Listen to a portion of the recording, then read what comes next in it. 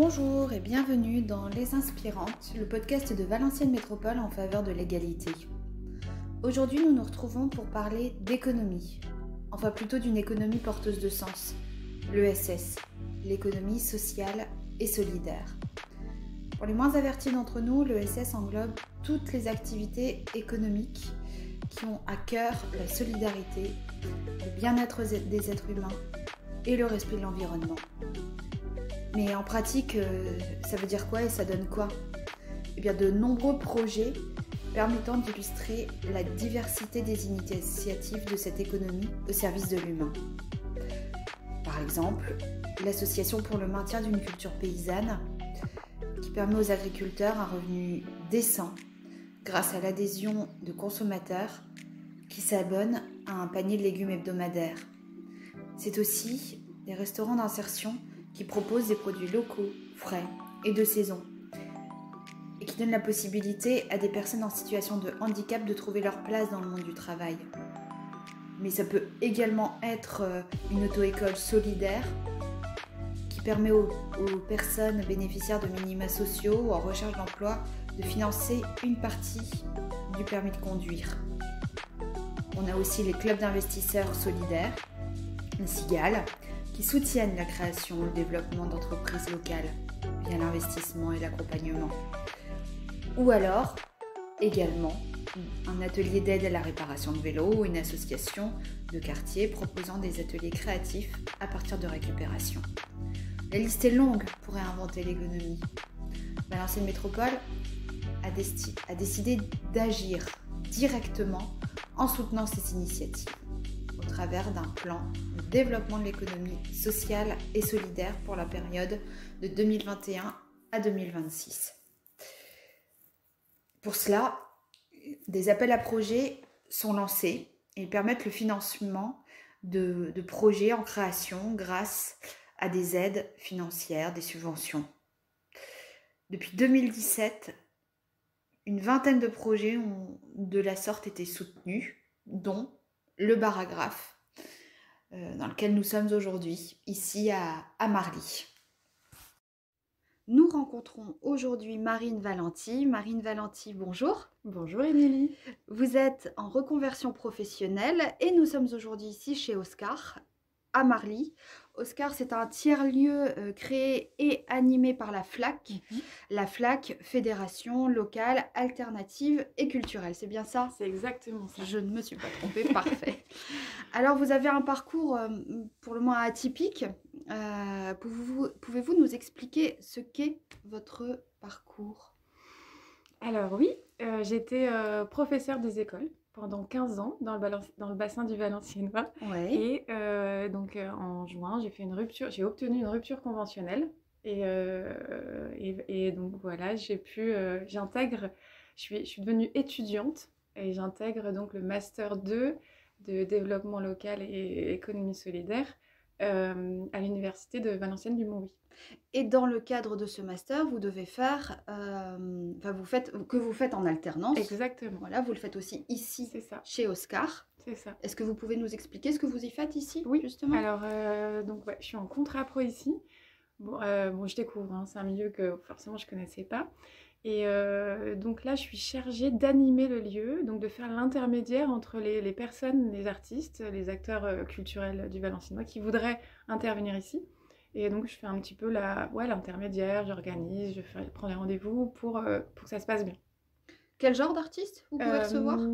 Histoire qu'on se fasse une petite idée de ce qu'est ici. Oui, alors là, ça débute parce qu'il y avait la saison d'été chez Oscar de juillet, août, septembre. Là, c'était des concerts à l'extérieur. Et là, on est un peu en transition. On est un petit peu en travaux aussi. Et on va préparer la saison à l'intérieur de la maison.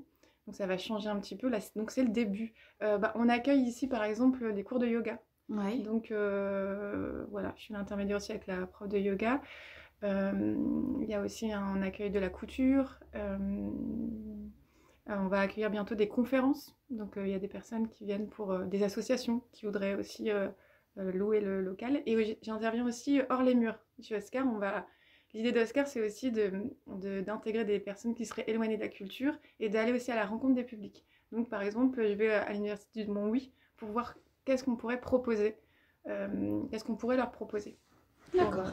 l'ouverture culturelle, la BU, au Nymphéa, on a des partenariats avec aussi le Phénix, ce genre de lieu. Mais après, on est aussi libre de créer aussi des De liens. créer, oui, c'est de la C'est ça. création, hein, c'est C'est ça. artistique, donc il n'y a pas de limite. Il n'y a Non, pas de limite. ici, il n'y a Du pas de limite. C'est ce qui est intéressant dans l'ESS également. Est-ce que vous n'avez pas eu peur de vous lancer dans ce projet? Parce que c'est vrai qu'on en discutait un peu avant l'entretien. Faire partie de l'éducation nationale, c'est une grosse machine qui vous donne un emploi à vie, hein, C'est normalement, ça. si tout se passe bien. C'est ça. Et là, se dire, qu'est-ce qui vous a fait justement, qu'est-ce qui vous a donné envie de franchir le pas aussi? Et alors, qu'est-ce qui m'a... En fait, c'était le confinement. Pendant Ouais. le confinement, voilà, tout s'arrête d'un coup. Et je me suis dit, j'ai fait un peu une sorte de petite crise. Une petite crise de sens où je me suis dit, non mais, qu'est-ce que je fais? Je voyais tous mes classeurs, là, tous les papiers. Et je me disais, mais c'est ça que je donne aux enfants, c'est ça, enfin...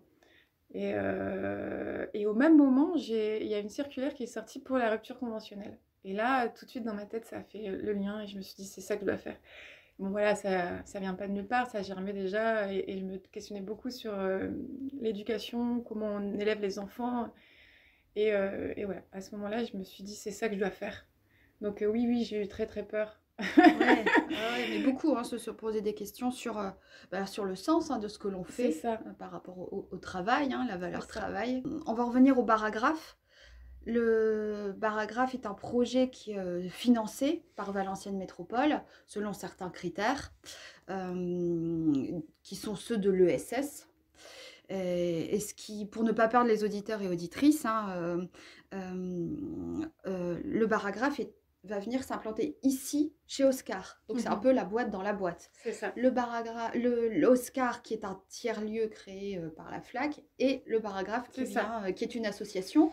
Donc, toi, tu travailles pour les deux. Dans le cadre de ton master, ici, chez Oscar à la FLAC. Et par contre, autre casquette que tu as, une deuxième casquette, celle de membre d'une association. Et cette association, c'est le baragraphe. Exactement. Et en fait, on s'est rencontrés entre la FLAC et le baragraphe. On s'est rencontrés parce qu'on avait un peu les mêmes projets de tiers-lieux, d'ouverture de tiers-lieux. Donc, c'est comme ça qu'on s'est rencontrés. Et ils nous ont accompagnés pour financièrement, juridiquement. Ils nous ont donné, parce qu'ils étaient un peu plus avancés, donc ils nous ont vraiment donné des outils pour qu'on se... En fait, on se fait incuber, entre guillemets. On se fait accompagner. Ouais. Et quand ils ont eu leur lieu, eh ben, ils nous ont proposé Enfin, ils louaient des salles et ils nous ont proposé de s'installer. Et donc, il y a une partie du projet, donc la recyclerie de livres, qui va s'installer ici. Et effectivement, moi, tout est tombé. Il y a eu une sorte d'alignement de planète à un moment. Et donc, pour les animations, parce que le baragraphe, c'est aussi des animations, c'est aussi des conférences, des tables rondes, sur plein de thématiques. Et donc, on va pouvoir aussi faire ces animations ici. On en fait d'ailleurs, cette semaine, on en fait autour de la lecture. Et des enfants, justement. C'est beaucoup autour de la lecture ou pas forcément? Il y a beaucoup de choses, c'est vraiment un tiers-lieu généraliste. Après, un tiers-lieu, c'est aussi les actes. Enfin, c'est vraiment les personnes de l'association qui font vivre et qui sont l'âme aussi du tiers-lieu. Donc, ça se transforme en fonction des rencontres et des personnes qui viennent. Mais on a un axe fort de transition écologique. Oui. On est aussi très sur la pédagogie alternative, l'écoféminisme. On est sur des thématiques plutôt générales pour des questions d'émancipation, d'ouverture de conscience, d'ouverture culturelle, de faire des liens entre les gens, de faire des liens entre les disciplines, que les gens se croisent, quelque chose d'intergénérationnel et de convivial. Parce que l'idée du tiers-lieu, ce serait d'avoir aussi une petite restauration de cuisine, un bar, un lieu... un espace de rencontre, c'est ce qui caractérise l'ESS. Oui, alors c'est vrai que le projet s'inscrit dans l'économie de l'ESS justement. Et c'est ça qui nous intéresse aussi beaucoup. Moi je découvre l'ESS parce que avec mon master. Et c'est vrai que je comprends mieux maintenant et je trouve que c'est hyper juste d'être dans ces économies-là. Comme la FLAC, quoi. Et ton rôle dans cette association? Du baragraphe? Oui. Alors c'est pareil, c'est plutôt la coordination dans l'animation. Donc faire le lien entre des personnes qui voudraient contribuer, alors professionnels ou amateurs, qui voudraient contribuer, qui ont des choses à dire ou des choses à faire, et voilà, faire en sorte que ça puisse être possible, ici, ailleurs. Donc il y a ça, et puis il y a aussi une part de gouvernance. Oui, oui, parce que c'est un des critères justement Voilà, pour toujours que les auditeurs et auditrices s'y retrouvent.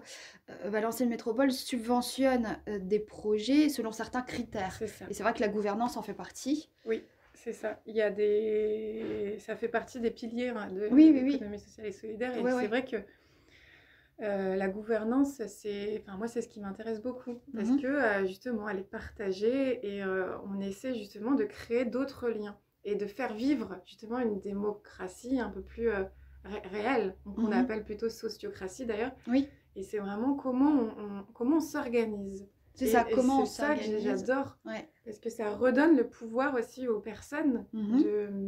de leur mode de gouvernance, en fait. De C'est vrai choisir. que quand Ouais. j'étais professeur des écoles, on était éloigné de ça. Comme si, voilà, on était paternisé, enfin, entre guillemets, et Mhm. on touchait pas à la finance, on touchait pas aux choses. Et là, justement, j'aime bien ça. J'aime bien qu'on s'organise. Alors, c'est pas facile. Mhm. Mais voilà, on va arriver à faire quelque chose comme ça. Après, ce que j'aime bien dans la gouvernance partagée, c'est qu'on est co-responsable. C'est ça. Et du coup, ça dégage du temps aussi, parce que souvent, on a l'impression que quand on est responsable d'une association, ben, ça y est, on sacrifie notre vie perso, Mhm. et que ça y est, on est vraiment voilà, à 100%. Et moi, c'est ça qui m'empêche peut-être des fois de me projeter là-dedans. C'est que je me dis, bah, si je commence à être dirigeante d'asso ou responsable d'asso, je me dis, mais j'aurai jamais de temps pour moi. Bien sûr. Et alors que là, je trouve que dans ce genre de gouvernance, ben, on est co-responsable, on peut partager ce rôle. Et alors, ça demande beaucoup de discussions, ça demande enfin, voilà, beaucoup de communication et de Mhm. confiance. Mhm. Mais pour moi, voilà, c'est un enjeu du monde d'après, là, si on peut dire monde d'après, de vraiment partager cette direction. Bien sûr. Bien sûr.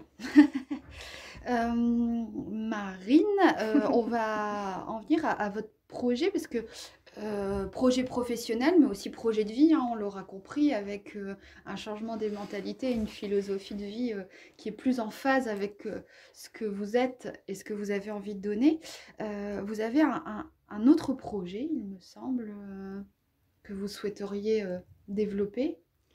L'école alternative, tout Oui, ça, oui. oui, oui, Alors, oui. ce qui serait génial, ce serait de l'intégrer au paragraphe. D'accord. Ce serait, en fait, bah, à force d'être, enfin, j'ai été 15 ans professeur des écoles, Ouais. donc j'ai eu vraiment le temps de voir un petit peu comment marchaient les enfants, leurs besoins, etc. Et au fur et à mesure du temps, à force de lire aussi beaucoup la littérature sur la pédagogie active et tous les pédagogues depuis 100 ans qui ont écrit, et là, c'est là que je me suis vraiment rendu compte qu'il y avait beaucoup de chemin à faire. Et, et voilà, l'idée d'une école alternative, c'est ce qui m'a fait un petit peu quitter ça, justement, l'éducation nationale. Parce que je me dis, bah oui, il y en a plein qui existent, c'est en plein essor. Et élever les enfants dans un cadre naturel, avec des plus petits effectifs, justement une école ouverte sur l'extérieur. Moi, je trouvais que c'était vraiment aussi une réponse aux enjeux du monde là qui arrivent. Mhm. Les impliquer. Pourquoi même pas créer des associations avec les enfants, enfin vraiment qui vivent la gouvernance aussi, même petits, et voilà, tout ce genre de choses. Au final, je considère que l'école devrait être un tiers-lieu. Ouais. Et un lieu ouvert vraiment intergénérationnel, avec enfin, je sais pas, les psychologues, les orthophonistes dans le lieu, même les profs de musique qui viendraient dans le lieu. Parce que là, les enfants, ils ont des emplois du temps de ministre. Enfin, je veux Tout dire, de il y a un même. moment, il faut Oui, arrêter. oui, c'est vrai. Et donc, voilà, j'imagine ça. Mais au final, peut-être que ces deux projets, enfin, ce projet de tiers-lieu du paragraphe et l'école alternative peut peut-être fusionner, alors, à travers des ateliers périscolaires le mercredi, le samedi, le dimanche, ou carrément une classe. Bon, voilà, bon, tout est possible. Après, il faut voir comment on va, enfin, Comment vont se structurer l'avenir, les quoi. choses, Voilà, ouais. les forces, les personnes qui vont être motivées pour ça. Je pense qu'un projet, c'est en mutation, c'est en mouvement, c'est vivant. Et j'ai ça dans la tête parce que j'y tiens. Mais voilà, je suis pas accrochée non plus à ça. Je trouve qu'il y a tellement de choses que... Mhm. Est-ce que vous souhaiteriez ajouter quelque chose? Eh bien non, juste merci. Merci à vous de nous avoir reçus dans ce lieu où il y a beaucoup de brassage, C'est ça. beaucoup de gens et beaucoup de sourires, Oui. beaucoup d'humanité. Exactement. Merci beaucoup de nous avoir reçus. On vous souhaite tout le bonheur du monde merci. et la réussite. Merci beaucoup. Et je voudrais dire merci à Clara Schmitt aussi qui notre collègue, collègue de fait... Valenciennes Métropole, qui a fait le lien entre nous. Qui nous a permis de nous rencontrer. Merci Clara. Belle journée. Merci. Au revoir. Une nouvelle fois, merci Marine. Ça donne envie de venir, vraiment, avec les enfants ou sans d'ailleurs. Nous vous proposons de découvrir d'autres initiatives locales soutenues par Valenciennes Métropole sur le site de l'ESS, donc www.ess.duvalenciennois.fr ou sur le kiosque de l'ESS également. Novembre, c'est le mois de l'ESS, donc profitez des événements, des conférences, des journées portes ouvertes. Nous allons diffuser un programme sur le site de Valenciennes Métropole, donc cette fois-ci www.valenciennes-métropole.fr. N'hésitez pas à nous rejoindre sur les réseaux sociaux également. Et notez dès à présent une conférence en partenariat avec l'université l'UPHF qui aura lieu le 8 novembre à partir de 17 h, salle des conférences du campus des Cerciales. N'hésitez pas à vous renseigner et à nous poser des questions sur les réseaux sociaux. À très vite. Au revoir.